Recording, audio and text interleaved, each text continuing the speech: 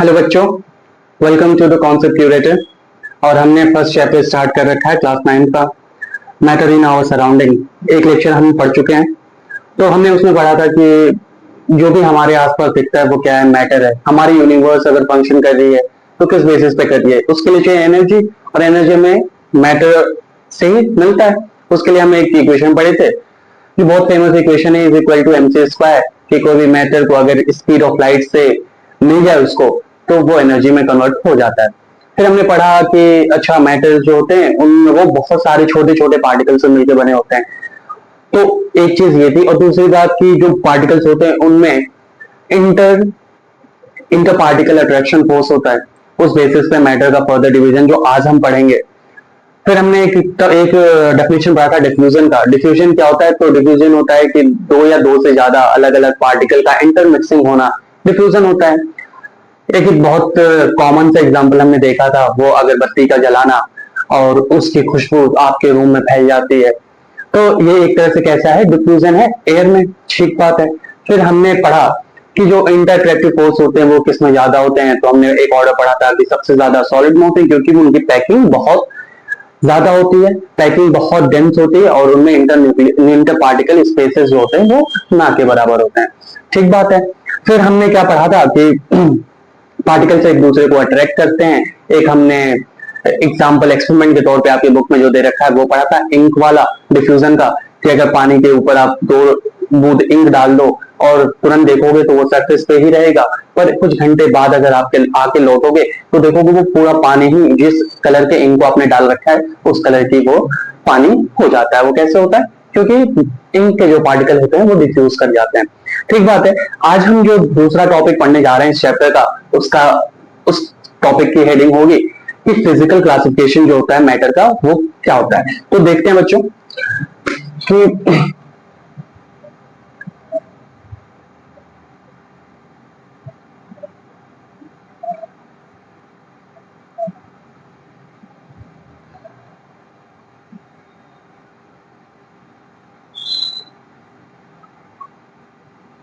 Physical classification of matter.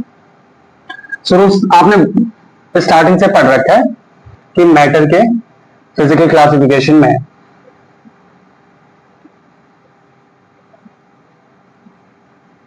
कि matter divide होता है तो उसके 3 पार्ट होते हैं, सुन रखा है आपने। जैसे मैटर, एक आपका हो गया सॉलिड, दूसरा हो गया लिक्विड, और तीसरा हो गया गैस। तो मैटर 3 पार्ट में डिवाइड होता है, सॉलिड, लिक्विड और गैस। अच्छा यार, एक चीज आप समझो कि हमने इसका डिवीजन तो कर दिया कि 3 हिस्से में हमने डिवाइड कर दिया कि भाई साहब जो भी मैटर होंगे वो इन 3 कैटेगरी में आते हैं। तुमने कहा ठीक मास्टर, लेकिन यार मास्टर ये बात तो बताओ कि अगर डिवीजन कर रहे हो तो किस बेसिस पे कर रहे हो? कोई तो वजह होगी। घर का बंटवारा होता है तो क्यों होता है? उसकी वजह होती है। क्या वजह होती है? या तो बड़ा बेटा ज्यादा कमा रहा हो, छोटा बेटा कम कमा रहा हो, तब घर के बंटवारे होते हैं। या फिर जो उस घर का मुखिया है, मतलब पापा, उनके हिस्से जमीन बहुत सारी हैं, तो लगता है कि बंटवारा कर लें तो हम अपनी अपनी जमीनें हम अपने हिसाब से मैनेज करेंगे, ठीक। तो यहाँ बेसिस है, क्या है बेसिस डिवीजन का? बंटवारे का हमेशा बेसिस होता है, क्या है? तो अगर इस बात में हम करें तो यहाँ पैसे की बात आ जाती है, या फिर जमीन जायदाद इनकी बात आ जाती है। इसका मतलब कि मास्टर डिवीजन जब भी होगा उसकी कोई ना कोई बेसिस होगी। तो तुमने कहा कि यार मास्टर ठीक बात आप कह रहे हैं, तो आपने मैटर को किस बेसिस पे डिवाइड कर दिया? तो इसका सिंपल बेसिस ये है कि पहला तो डिफरेंस देखते हैं कि जो इंटर पार्टिकल्स हैं उनके बीच में डिफरेंस के बेसिस पे, कि किसी में पार्टिकल्स के बीच में बिल्कुल गैप नहीं होगा, स्पेस होगा ही नहीं, किसी में थोड़ा सा होगा और किसी में बहुत ज्यादा होगा। इस बेसिस पे डिवीजन हो सकता है, बिल्कुल सही बात कही। फिर दूसरा क्या आता है? दूसरी बात यह आती है कि इंटर पार्टिकल अट्रैक्शन फोर्स क्या लग रहा है? तो किसी में इंटर पार्टिकल जो पार्टिकल्स हैं, एक कोई भी अगर सॉलिड भी ले लो तो सॉलिड बहुत सारे पार्टिकल से मिलकर बना है, ठीक है। तो कोई भी पार्टिकल तो उन पार्टिकल्स के बीच में जो अट्रैक्टिव फोर्स है वो कितना है, उस बेसिस पे डिवीजन हो जाएगा। और तीसरा जो आता है वो क्राइटेरिया आती है कि जो पार्टिकल्स हैं उसके उसके उस पार्टिकल उनके पार्टिकल्स जो हैं वो कितनी काइनेटिक एनर्जी होल्ड कर रहे हैं, तो due to the difference of kinetic energies of particles. तो ये आता है, तो जो डिफरेंस आएगा कि कितना क्या डिफरेंस है उनके इंटर पार्टिकल डिस्टेंस में, कितना डिफरेंस है, या फिर जो उनका इंटर पार्टिकुलर अट्रैक्शन फोर्स है उनमें क्या डिफरेंस आ रहा है, या फिर जो पार्टिकल्स हैं उनकी काइनेटिक एनर्जी की कितने डिफरेंस आ रही है, इस बेसिस पे हमने डिवीजन कर दिया है किसका, मैटर का। और वो कौन से होते हैं, सॉलिड, लिक्विड और गैस। तो सबसे पहले हम क्या पढ़ लें, सॉलिड। ठीक है, अभी तक कोई दिक्कत? शाबाश।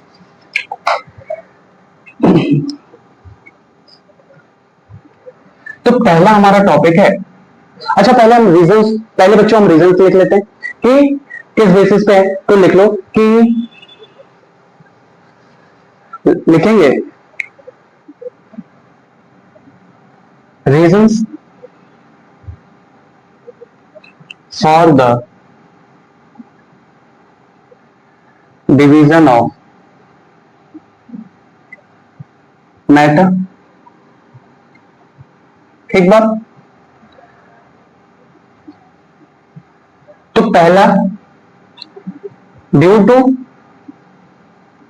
Difference, due to differences in inter particle distance. एक बात, दूसरा क्या आता है, दूसरा ये आता है due to difference, due to differences in inter particle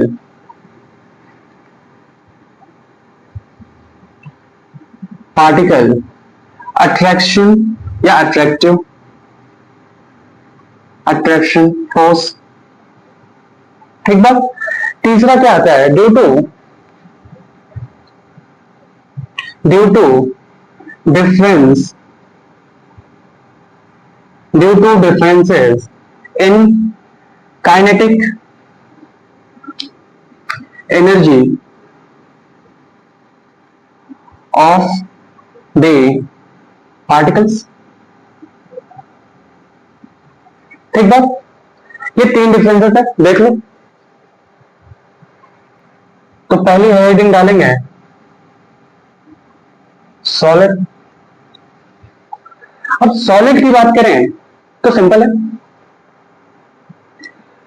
देखो कोई भी सॉलिड, अगर तुम सॉलिड, जब तुम्हारे सामने बोला जाए कि सॉलिड वर्ड, ये चीज सॉलिड है, उसका मतलब क्या होता है, रिजिड।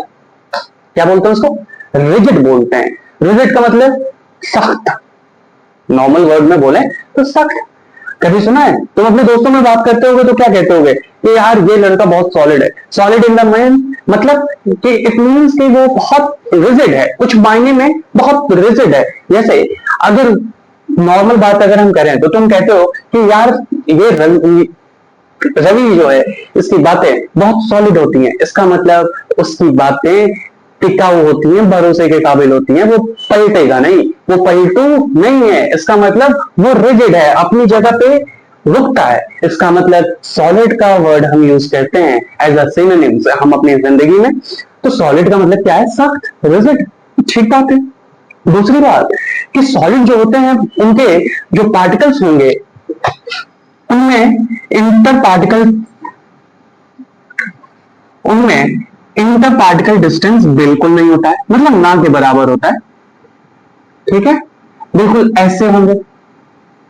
ठीक है, पार्टिकल एक के पास एक के पास एक के पास ऐसे होंगे, तो इंटर पार्टिकल डिस्टेंसेस नहीं होंगे। अच्छा ठीक है, एक बात बताओ, जो चीज सख्त है क्या तुम उसको दबा सकते हो, क्या लोहे को तुम हाथों से दबा सकते हो, नहीं, इन जनरल नहीं दबा सकते। ठीक है, तो इसका मतलब वो क्या होता है कि पहला हमें एक चीज समझ में आ गई कि देखो यहां स्पेस है क्या बच्चों, नहीं है ना, तो इसका मतलब इंटर पार्टिकल जो डिस्टेंस होगा, inter particle distance, inter particle distance, distance वो क्या होगा, नेग्लिजिबल, एब्सेंट, या फिर नेग्लिजिबल ना के बराबर। ठीक बात, एक चीज हम इस फिगर को देख के समझ आ गई, ठीक है। और मैं बार बार कह रहा हूं वो कैसे होंगे, सख्त होंगे। इसका मतलब कैसा होगा भाई साहब, रिजिड। तो उनमें क्या पाई जाएगी, रिजिडिटी। क्या पाई जाएगी, रिजिडिटी। आई बात समझ में, ठीक है। अच्छा एक बात बता, अगर ये रिजिड है इसका मतलब कि उनके बीच में अट्रैक्शन ऑफ फोर्स बहुत ही ज्यादा क्या होगा, स्ट्रांग होगा। कैसे, हम कहते हैं ना कि इनकी दोस्ती यार बिल्कुल सॉलिड है। इनकी दोस्ती सॉलिड कैसे है, क्योंकि उनका बॉन्ड क्या है, स्ट्रांग है। क्या है, स्ट्रांग है। या फिर हम कहते हैं कि फला की जो दोस्ती है फला से, वो बहुत स्ट्रांग है, बहुत सॉलिड है यार। इसका मतलब हम इनडायरेक्टली ये बोल रहे हैं कि भाई साहब फला की दोस्ती फला से, मतलब फला का बॉन्ड फला से बहुत क्या है, स्ट्रांग है। और स्ट्रांग को हम, इस स्ट्रांग वर्ड को हम कन्वे करना चाहते हैं तो साइंस में हम कैसे कहते हैं कि अट्रैक्शन फोर्स बहुत अच्छा है उन दोनों के बीच। इंटर का मतलब दोनों के बीच, अट्रैक्टिव फोर्स बहुत अच्छा है। तो स्ट्रांग को हम क्या रिप्रेजेंट करते हैं, inter particle, inter particle attraction force, inter particle attraction force very strong. ठीक बात। अब एक बात बताओ मुझे तुम, कि किसी भी सॉलिड का, तुम कोई भी सॉलिड उड़ा लो तो उसका एक शेप तो होता ही है। जैसे ये मार्कर ले लो, इसका एक शेप तो है ना, देखो रॉड की टाइप का है ना, है ना। और ये एक डस्टर, या फिर एक बुक ले लो, ठीक। तो तुम क्या कहते हो कि किसी भी सॉलिड है उसका एक डेफिनेट शेप होता है, और डेफिनेट शेप होगा तो बच्चे उसका एक वॉल्यूम तो होगा ही, ठीक है। तो इसका मतलब कि have a definite shape and volume. इसका मतलब क्या हुआ बच्चे, definite shape and definite volume, definite volume होगा, कोई दिक्कत बिल्कुल नहीं। अब एक और चीज है कि जो पार्टिकल्स होते हैं ना सॉलिड के बच्चों, उनमें एक मोशन होती है। अब देखो तीन तरह की पार्टिकल मोशन कर सकता है। एक ट्रांसलेशन कर सकता है अपनी सरफेस से तो ऐसे नॉर्मल अपनी जगह पे थोड़ा आगे पीछे, या फिर रोटेशनल मोशन हो सकता है सर्कुलर टाइप, या अपनी जगह पे वो वाइब्रेट करे। तो सॉलिड के केस में क्या होता है कि उसके जो पार्टिकल्स होते हैं अपनी मीन पोजीशन पे, मतलब कि मान लो ये एक ग्राफ है, ये एक मीन पोजीशन है उसकी, मीन पोजीशन जो है उसकी जहां से वो शुरुआत करता है उसको मीन मानते हैं, ठीक है। तो मीन पोजीशन पे वो क्या करेगा, वाइब्रेशन करेगा, वाइब्रेट मोशन करेगा। तो सॉलिड में क्या होता है, सिर्फ वाइब्रेशन मोशन होता है, ठीक है। उसके पार्टिकल्स अपने मीन पोजीशन पे क्या करते हैं बच्चे, वाइब्रेट करते हैं। तो अगर हम सॉलिड को डिफाइन करना चाहें तो ये वाला, इसी पॉइंट पे हम इसके सारे डेफिनेशन लिखेंगे, ठीक है। अब तुम डेफिनेशन तुम खुद भी तो लिख सकते हो, कोई दिक्कत की बात नहीं है। अगर हम लिखना शुरू करें तो लिखेंगे कि solid is a form of matter. यहां से लिखते हैं कि solid is a form of matter, form of matter which possess, which form of matter possesses which possesses rigidity, बोला था रिजिडिटी। अच्छा एक पॉइंट छूट गया था कि बच्चे देखो किसी भी सॉलिड को क्या तुम आसानी से दबा सकते हो, वह चिपक सकता है नहीं, कंप्रेस कर सकते हो नहीं। तो सॉलिड क्या होता है, इनकम्प्रेसिबल। तो लिखेंगे कि possess rigidity and is incompressible, and is incompressible, incompressible. Solid is possess rigidity and is incompressible, ठीक है। कि form of matter which possess rigidity and is incompressible. और उसमें इंटर पार्टिकल डिस्टेंस क्या होता है, absent, and have a negligible, and has a negligible, and has a negligible,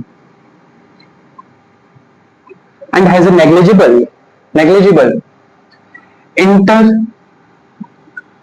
particle, distance है space, ठीक ठीक है, इंटर पार्टिकल डिस्टेंस, ठीक है, and has a negligible inter particle distance. अच्छा, उसके पास क्या होता है? Definite shape and volume and possess and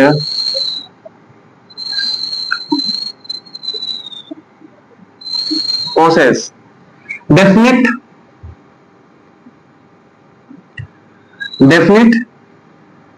shape and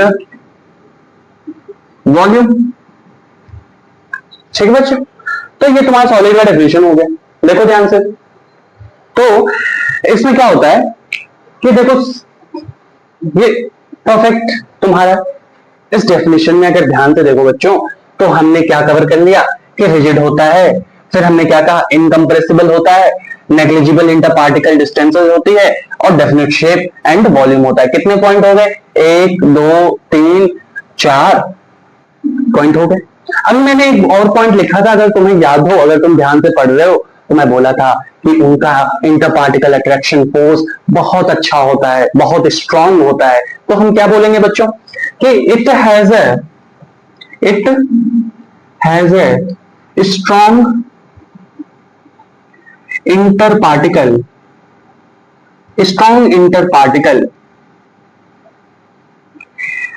attraction force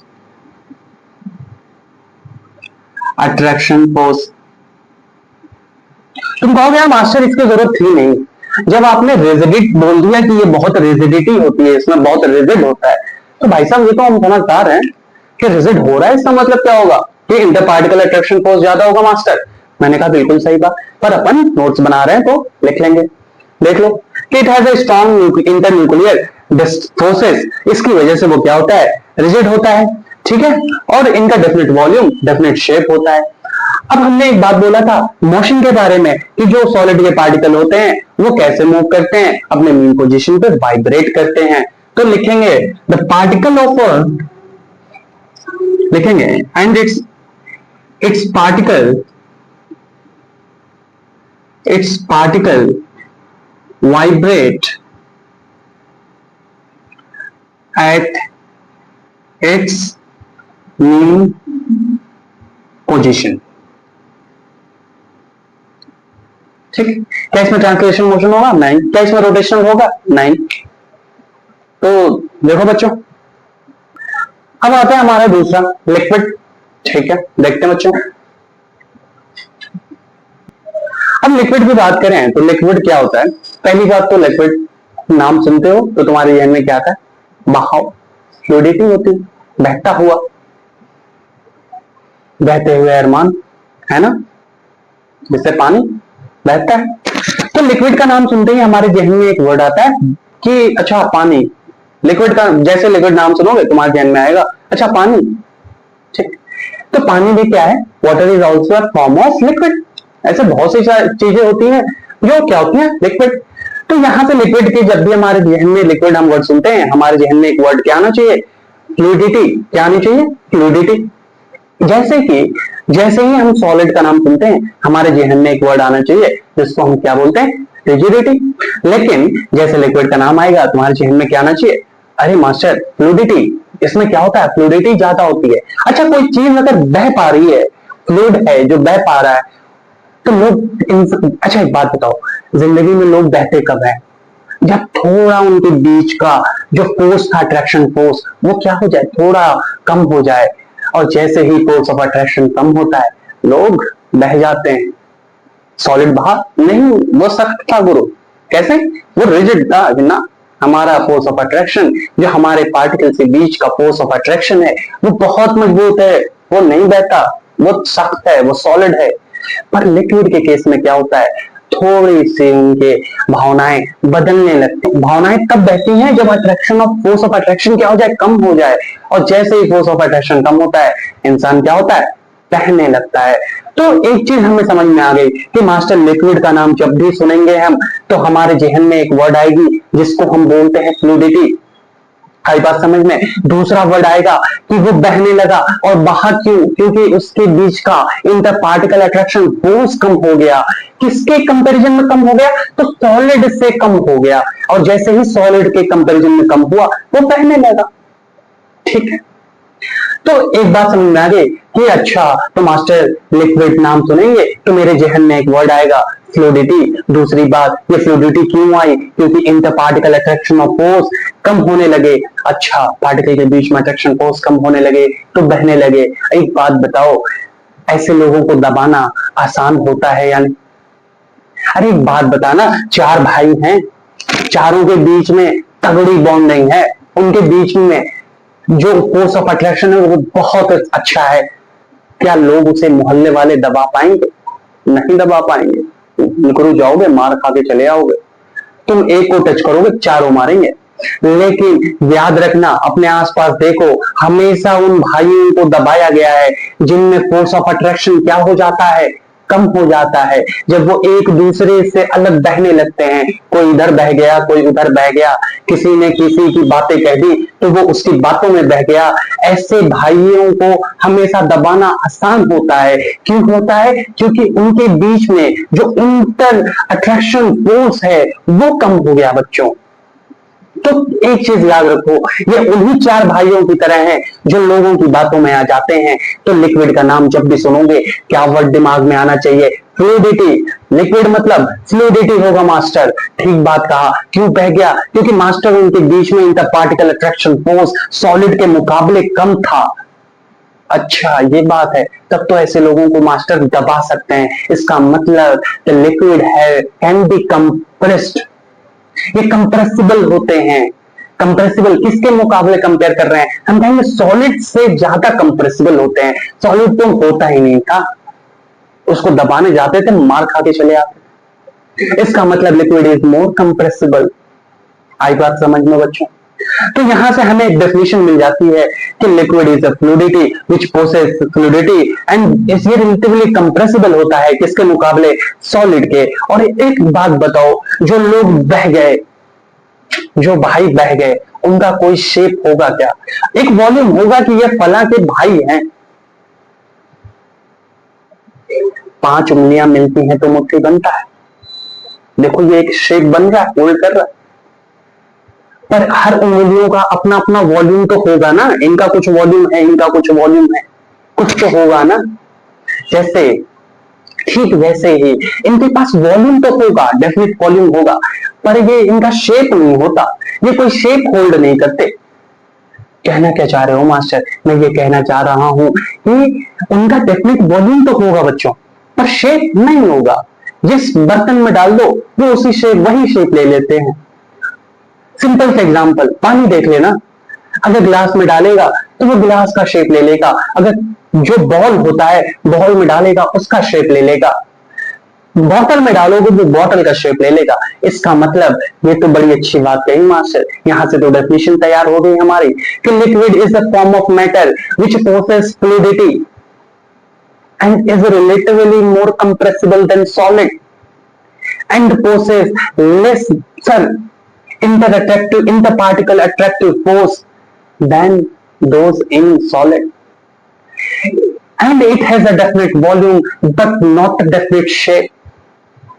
आई बात समझ में? तो लिख लें बच्चों डेफिनेशन इसका कि liquid is a form of matter. क्या लिखेंगे? कि ये मार्कर क्यों नहीं चल रहा? देखो बच्चों, ठीक, रुक जाओ, मार्कर लेके आऊं। अब अगला पॉइंट क्या है बच्चों? कि दे एग्जिबिट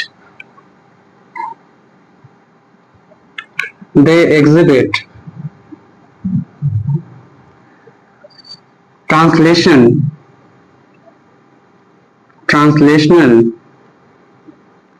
रोटेशनल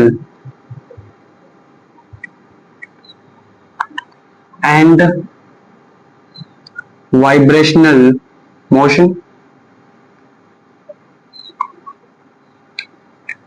ठीक बात है। तो दो चीज हमने कवर कर ली बच्चों, सॉलिड और लिक्विड। सॉलिड में हमने कहा कि सॉलिड का नाम जब भी सुनेंगे हमारे जहन में क्या आएगा, शक्ति। और शक्ति का वर्ड हम साइंस में कैसे इस्तेमाल करते हैं, उसके लिए यूज करते हैं रिजिडिटी। मतलब सॉलिड रिजिड है, रिजिडिटी है, इसका मतलब उनके पार्टिकल्स के बीच का इंटरएट्रैक्टिव फोर्स। इंटरएट्रैक्टिव फोर्स क्या होगा, ज्यादा होगा। अगर इंटरएट्रैक्टिव फोर्स ज्यादा है, वो रिजिड है, इसका मतलब एक चीज बताओ, बहुत आसपास है उनके पार्टिकल्स, उनकी डेंसिटी भी क्या होगी, ज्यादा होगी। एक बात हमने समझा कि इंटर अट्रैक्टिव फोर्स, जो उनके पार्टिकल्स के बीच में जो अट्रैक्टिव फोर्स लगेगा वो ज्यादा होगा, वो रिजिड होंगे। इसका मतलब उनके बीच का डिस्टेंस क्या होगा, इंटर पार्टिकल्स के डिस्टेंसेस ना के बराबर होते हैं। इसलिए हम हमेशा एग्जैक्ट यूज करते हैं, इसलिए हम एक वर्ड यूज करते हैं नेग्लिजिबल होगा। ठीक बात है। और हमने क्या बोला कि उनके पास डेफिनेट शेप होगा और वॉल्यूम होगा। ठीक बात है। फिर हमने कहा कि सॉलिड जो होते हैं वो इनकम्प्रेसिबल होते हैं। मैंने कहा ठीक बात है। उनके जो पार्टिकल्स होते हैं वो अपने मीन पोजीशन पे वाइब्रेशनल मोशन ही सिर्फ करते हैं, उनमें ट्रांसलेशन पाई जाती है नहीं, रोटेशनल पाई जाती है नहीं। फिर आती है बात दूसरी कि मास्टर लिक्विड की बात आप कर रहे थे। आपने कहा कि लिक्विड जहन में जब भी आए, हमारे जहन में एक वर्ड आना चाहिए जिसको बोलते हैं फ्लूडिटी। फ्लूडिटी बह जाना। और बह कब, लोग कब बहते हैं, जब उनके बीच के अट्रैक्टिव फोर्स क्या हो जाती है, कम हो जाती है बच्चों। तो इंटर पार्टिकल अट्रैक्टिव फोर्स अगर कम हो जाए तो फ्लूडिटी आती है। और अगर इंटर पार्टिकल अट्रैक्टिव फोर्स कम हो रही है, उनके बीच का वो जो बॉन्ड है वो कमजोर पड़ रहा है, तो लोग दबा देंगे। और इसीलिए हम ये कहते हैं कि liquids are more relatively more compressible than solid. अच्छा, वो सॉलिड तो है तो उसमें डेफिनेट वॉल्यूम तो होगा कि जिस ग्लास में तुमने ग्लास में पानी डाला वो शेप ले लिया, वो वॉल्यूम है सॉलिड कि उनका डेफिनेट वॉल्यूम तो होगा। ठीक है। और पर उनका शेप डेफिनेट नहीं होता है बच्चों कि तुमने जहां भी डाला उसे वो वही शेप ले लेगा। ग्लास में तुमने पानी डाला, ग्लास का शेप आ गया। बॉटल में पानी डाला, उतनी ही पानी को डाला, बॉटल का शेप ले लेगा। तो इसका डेफिनेट शेप नहीं होता है। वो रोटेशन, उनके जो पार्टिकल्स होते हैं उनमें तीनों टाइप की मोशन पाई जाती हैं, जिसको बोलते हैं ट्रांसलेशनल मोशन, रोटेशनल मोशन और वाइब्रेशनल मोशन। तीसरा टॉपिक हमारा आता है इसी का, और वो है बच्चों क्या, गैस। मजा आ रहा है? बहुत सिंपल है, बस सुनते रहो और लिखते रहो, चीजें अपने आप समझ में आएंगी। ठीक है, ठीक है।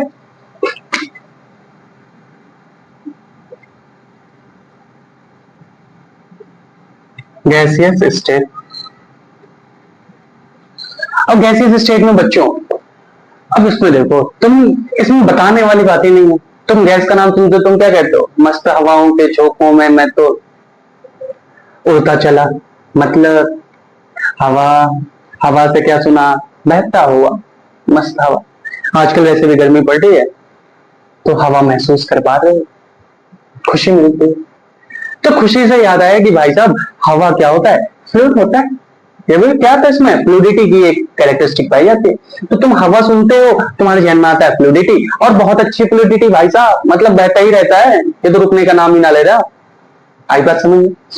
तो फ्लूडिटी ज्यादा, तो तुम कहोगे अगला कि मास्टर अभी लिक्विड स्टेट में आपने बताया कि जहां भी फ्लूडिटी की टर्म आता है वहां पार्टिकल के बीच में अट्रैक्टिव फोर्स कम लगते हैं। तो अगर आप ये कह रहे हैं कि मास्टर गैसियस में तो फ्लूडिटी बहुत ज्यादा है, तो क्या यहाँ अट्रैक्टिव फोर्स नहीं लगते क्या? मैंने कहा बिल्कुल सही समझा बच्चा, यहाँ अट्रैक्टिव फोर्स पार्टिकल के बीच में नहीं लगते। इस स्टैंडर्ड पे हम बोलेंगे कि वर्चुअली कोई अट्रैक्टिव फोर्स नहीं लगते। आगे हमें वंडरवॉल फोर्स और ये सब फोर्सेस मिलेंगे, वो हम बाद में पढ़ेंगे। ठीक है। यहाँ पे अगर मैं कहूं अभी के लिए, तो मैं कहूंगा कि नहीं लगते बच्चे।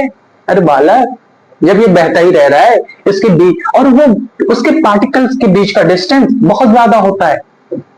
तो हम ये एक चीज समझ गए कि मास्टर हवा तो गैसियस स्टेट जब भी आएगा हमारे जहन में टर्म आएगा कि मस्त वाली फ्लूडिटी। और मस्त वाली फ्लूडिटी मतलब virtually there is no attractive forces between the particles of the gas. आई बात समझ में? अच्छा मास्टर, अगर अट्रैक्टिव फोर्स नहीं है इनके बीच में, मतलब इनकी बॉन्डिंग अच्छी नहीं चल रही है, तो इनको दबाया जा सकता है क्या? बिल्कुल। मतलब इनको तो इतना दबाया जा सकता है कि ये बहुत ही हाईली कंप्रेसिबल होते हैं। तो यहां से हमें गैसियस स्टेट की तीन कैरेक्टरिस्टिक मिल गई बच्चों कि ये fluidity deposes the fluidity and there is no virtual attractive force in between the particles of the gaseous state and third क्या है, दे आर हाईली कंप्रेसिबल। आई बात समझ में? तो यहां से एक चीज बता, और चौथा स्टेट कि क्या, एक बात बता कि गैस का शेप किसी ने देखा है क्या? बता, किसी ने वॉल्यूम देखा है क्या कि कोई डेफिनेट वॉल्यूम हो? नहीं होती ना।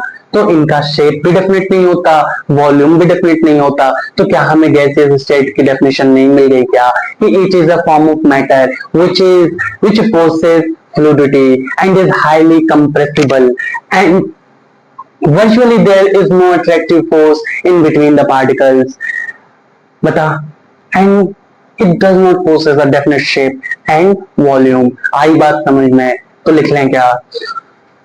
ठीक है, तो क्या गया कि it is a form of matter, it is a form of matter, it is a form of matter, it is a form of matter which possess which possess which possess fluidity, which possess fluidity and virtually has no interparticle attractive force, no interparticle attractive force of attraction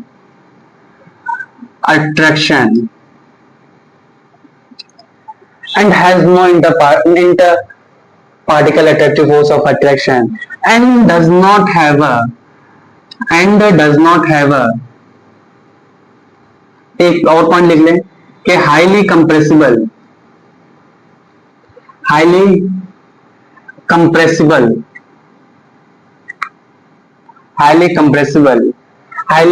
it does not have an interparticle force of attraction, highly compressible and does not have a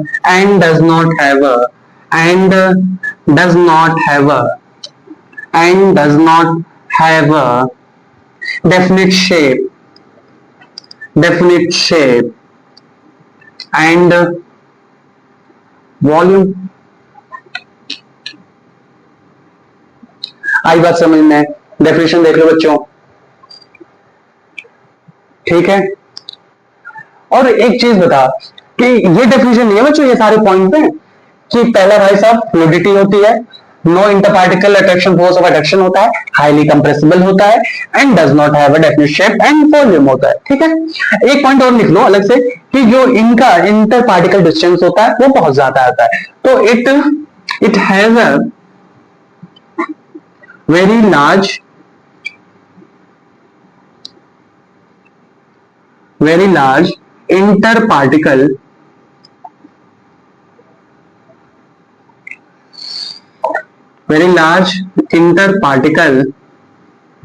distances,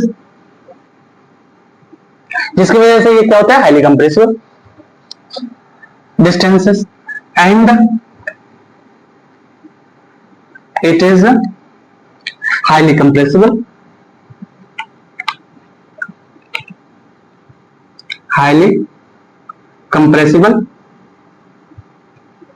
ठीक है।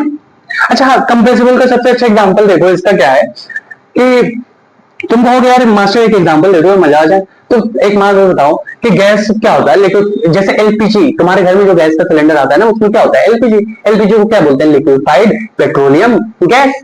तो उसको compress करके ही तो तुम्हारे घर के सिलेंडरों में वो भरा गया है। तो एक एग्जांपल हो गया। दूसरा बड़ा मतलब सटल सा एग्जांपल है, फेमस सा एग्जांपल है सीएनजी का, जिसको बोलते हैं कंप्रेस्ड नेचुरल गैस, जो हमारे गाड़ियों में अक्सर जो सीएनजी वाली, अब तो बहुत सारी गाड़ियां आने लगे, तो उसमें अब तो ऑटो रिक्शा भी आने लगा ना सीएनजी वाला, तो उसमें सीएनजी गैस भरे जाते हैं एज अ फ्यूल। आई बात समझ? तो कंप्रेसिबिलिटी का अगर हम एग्जांपल ले लें तो एग्जांपल लिख सकते हो बच्चों, क्या, एलपीजी, इसको क्या बोलते हैं, liquefied petroleum gas, liquefied petroleum gas, liquefied petroleum gas, या फिर सीएनजी, इसको बोलते हैं compressed natural gas. Compressed natural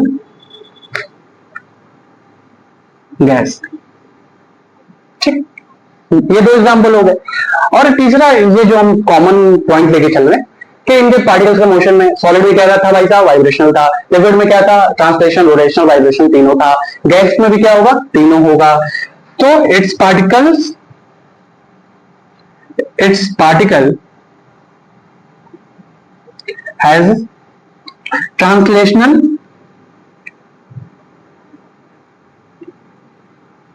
rotational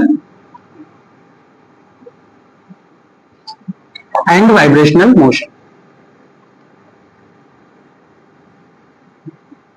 vibrational motion. ठीक बात बच्चों, कितनी बात समझ में आ गई, देख लो, लिख लो। ठीक है, चलो अब ये चीज हमने देख ली। अब अगर हम एक चीज, ये हमारा तीनों स्टेट हो गया, ठीक है, बेसिक कैरेक्टर्स हमने पढ़ लिया, अपने काम की चीजें हो गई। ठीक है, अब हम डेंसिटी का अगर ऑर्डर देख लें बच्चों, तो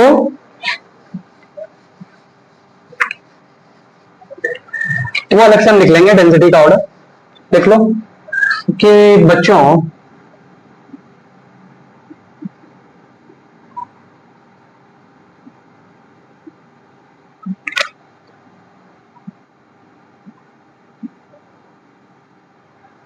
ये तुम्हारा ऑर्डर ऑफ डेंसिटी। तो इसमें क्या होगा, सिंपल सा, कोई दिक्कत की बात नहीं। कि डेंसिटी अगर तुमको हम सिंपल से नॉर्मल लैंग्वेज में अगर समझना चाहो तो डेंसिटी को हम कह सकते हैं कि घना। ठीक है, घना। घना से मतलब क्या है कि कभी तुमने सुना है कि अगर किसी गांव में या मोहल्ले में जाओ ना, जहां घर बहुत आसपास हो, आसपास घर हो बहुत सारे, तो तुम कहते हो कि यार वो वाला मोहल्ला ना बहुत घना है। तो वो घना क्यों कह रहे हो, क्योंकि वहां घर बहुत आसपास हैं और जगह कम है, कंजेस्टेड है। ठीक है, तो वैसे ही अगर हम यहाँ इस बेसिस पे हम बोले तो हम कहते हैं कि डेंसिटी भाई साहब यहाँ पार्टिकल्स बहुत क्लोज होंगे, तो उस हिसाब से डेंसिटी उसकी ज्यादा है। तो कैसे, सॉलिड में बहुत पास होते हैं, लिक्विड में थोड़ा सा जब दूर होते हैं, और गैस में बहुत दूर होते हैं। तो ऑर्डर ऑफ डेंसिटी तुम समझ गए होगे कि सबसे ज्यादा किसकी होगी बच्चों, सॉलिड की।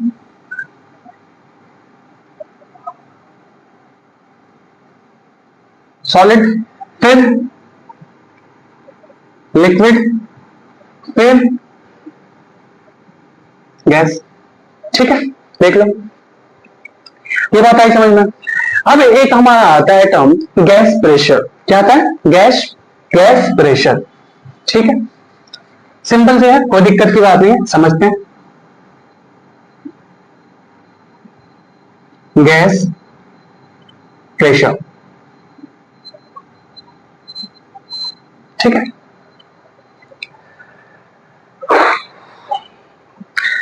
गैस प्रेशर समझने का सिंपल सा तरीका है कि देखो, जो गैस के पार्टिकल्स होते हैं वो हमेशा क्या होते हैं, मोशन में होते हैं। अब वो मोशन में है तो ये मान लो ये वॉल है, ये तुम्हारा ये वॉल है। गैस का प्रेशर, गैस आया, पार्टिकल्स गैस के बाद ऐसे गैस पार्टिकल्स मूव करे, इस पे टकराए, फिर वो चले गए, इधर भी। फिर दूसरा पार्टिकल आया, ऐसे टकराया, फिर चला गया। तो बेसिकली ये क्या हो रहा है कि इस वॉल पे गैस पार्टिकल आ रहे हैं, ऐसे कोलाइड कर रहे हैं। अब कोलाइड कर रहे हैं तो बच्चों उस पे क्या लगा रहे होंगे, एक प्रेशर एग्जर्ट कर रहे हैं। बेसिकली क्या होता है, गैस पार्टिकल आए, कोलाइड किया, तो क्या लगा, फोर्स लगा। और फोर्स लगा, जहां वो टकराएंगे उस यूनिट पे ही तो फोर्स लगा होगा ना बच्चों। तो फोर्स पर यूनिट ही क्या बोलते हैं, प्रेशर। तो हम कहते हैं कि when a moving gas particles collide with the walls of container, it exerts a pressure and the pressure is known as gas pressure. ठीक है, इसमें क्या ही समझाना है कि गैस के पार्टिकल्स आए, वो कंटेनर के वॉल से टकराते हैं, तो वो एक प्रेशर एक्सर्ट करते हैं। कहां पे करते हैं भाई साहब, तो वॉल ऑफ कंटेनर पे। और प्रेशर बेसिकली क्या होता है, फोर्स पर यूनिट। तो गैस का टकराएंगे, एक फोर्स लगी होगी। कहां फोर्स लगी होगी, एक पर्टिकुलर यूनिट ऑफ एरिया पे लगी होगी, सरफेस एरिया पे। तो वो फोर्स पर यूनिट ही क्या बोल देते हैं, प्रेशर। और ये प्रेशर किसने लगाया था, गैस ने लगाया था, तो नाम हमने क्या रख दिया, गैस प्रेशर। ठीक है, तो लिख देंगे as the moving as the moving particles of gas,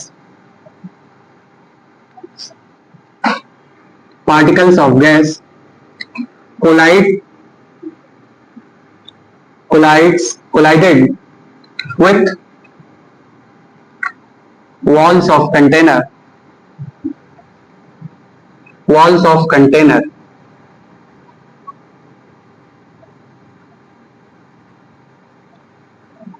container, and it exerts a pressure, it exerts a pressure on the wall of, on the wall of container, container, and this pressure is known as, this pressure is known as gas pressure. आई बात समझ में बच्चों? कोई दिक्कत? देख लो, ठीक है। चलो अब हम एक सिंपल सा तुमको याद कराने के लिए, खैर वो मैंने बता रखा है, पर बच्चों हम याद कराने के लिए एक टेबल लिख लेते हैं। तो यहाँ एक लिख लेते हैं हम स्टेट्स ऑफ मैटर, ठीक है। यहां हम लिख लेते हैं रिजिडिटी एंड फ्लूइडिटी,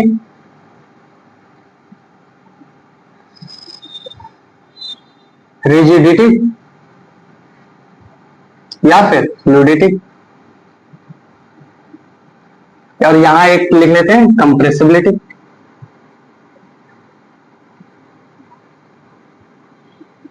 ठीक, ये बात चीज हमने देख ली थी। स्टेट्स ऑफ मैटर की बात करें बच्चों, तो पहला क्या था? सॉलिड,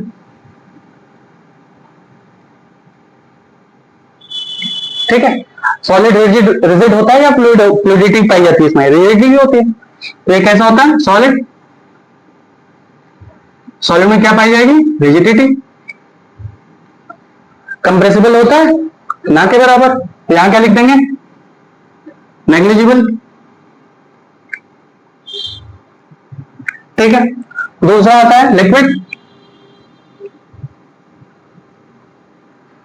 लिक्विड में क्या पाई जाती है बच्चों? फ्लूइडिटी, ठीक है।